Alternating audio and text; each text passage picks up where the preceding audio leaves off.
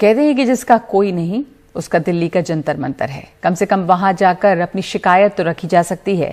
ये अलग बात है कि अब मीडिया के पास यहां पर पहुंचकर विरोध करने वालों तक पहुंचने के लिए वक्त बहुत कम रह गया है। इसी जंतर मंतर पर अब कई ऐसे लोगों ने प्रदर्शन शुरू किया है जिन्होंने 2018 में staff selection commission general duty constable भर्ती परीक्षा पूरी तरह पास कर ली थी।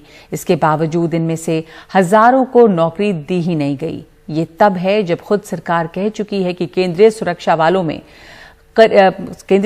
बल जो है उसमें करीब 1 लाख वैकेंसी है, खाली जगह है। परीक्षा पास करने वाले इन लोगों का आरोप है कि उन्हें नौकरी देने के बजाय अब सरकार ने नई भर्तियों के लिए आवेदन मांगने शुरू कर दिए हैं।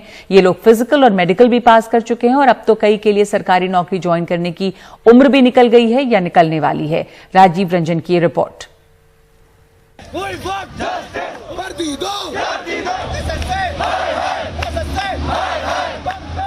दिल्ली के जंतर मंतर पर बैठे इन प्रदर्शनकारियों को पुलिस ने समझाया और फिर हटाने के लिए लाठी चलाई। पुलिस के खिलाफ नारे भी लगे।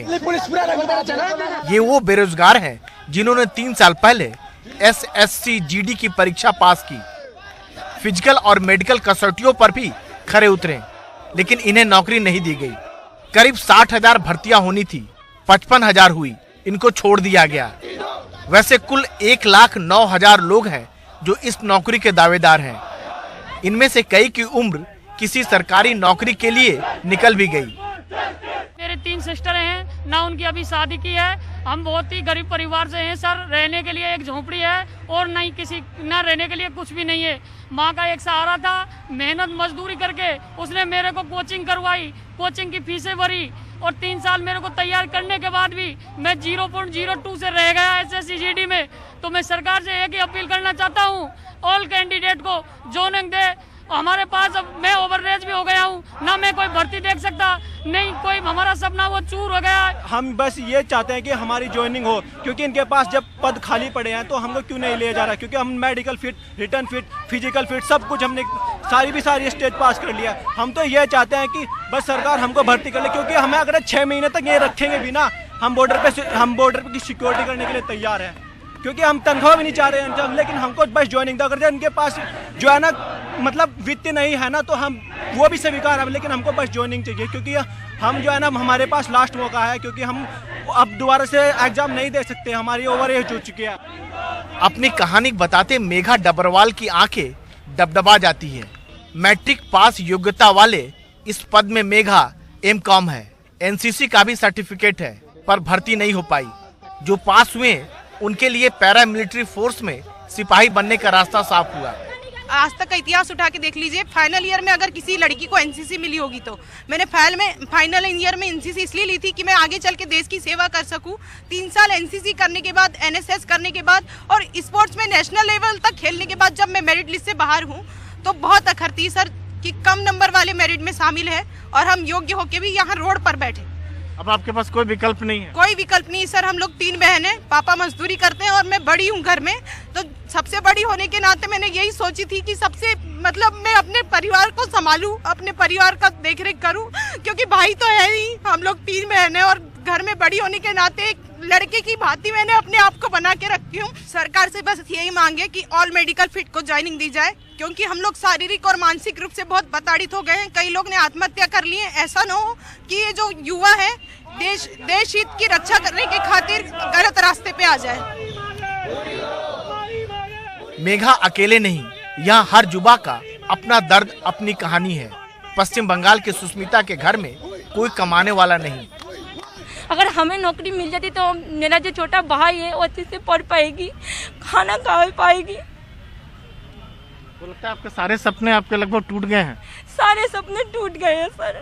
और जब छोटी थी तब से मम्मी छोड़ के गई है। हम 2 बहन, छोटी भाई थी, हमने बहुत मेहनत करके यहाँ तक आई हूँ सर। हर रोज बहुत मेहनत की हूँ सर। उसके बाद भी हमें ज्वाइनिंग दे दिया गया सर। हमें सरकार से यही विनती है कि वो हमें ज्वाइनिंग दे दे सबको, ऑल मेडिकल फिट को। बहुत दिक्कत आ रही है सर, हमें घर में बहुत परेशानी आ रही है, रहने नहीं पा रही है सर घर में। इस भीड़ में आस एक बार तब जगी जब इसी पद के लिए सरकार की तरफ से वैकेंसी फिर से निकली। पहले ही करीब 5000 कम लोगों को नियुक्ति पत्र मिला था।